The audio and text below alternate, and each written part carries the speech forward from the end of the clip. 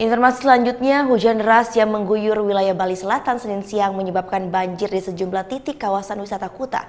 Selain jalan raya, genangan air juga merendam sentra penjualan oleh-oleh. Guyuran hujan deras sejak Senin siang menyebabkan banjir setinggi 30 cm merendam sejumlah ruas jalan wilayah Kuta, mulai dari Patih Jelantik hingga Legian. Pengendara mobil dan sepeda motor tampak berhati-hati karena genangan air dapat mengakibatkan kendaraan mogok. Tak hanya jalan raya, air juga mengenangi salah satu pusat penjualan oleh-oleh khas Bali khususnya pakaian di Jalan Melasti Kuta. Para pedagang berusaha mengamankan barang dagangannya dengan plastik agar tak terkena air.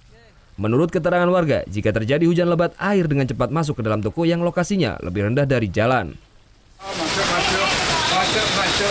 warung udah airnya. Ya, jalannya lebih tinggi dari tempat warungnya, masuk airnya. Memang langganan banjir Pak kalau daerah sini. Kalau hujan deras banjir gini Pak. Ya,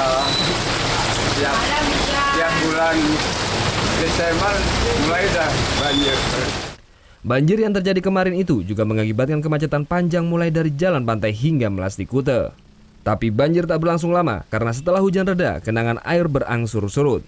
Muhammad Hasanuddin melaporkan untuk NET.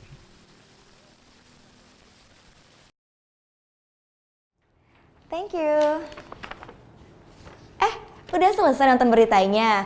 Jangan pergi dulu dong. Subscribe dulu dan nonton tayangan lainnya di sini. Subscribe, nonton lagi. Subscribe, nonton lagi.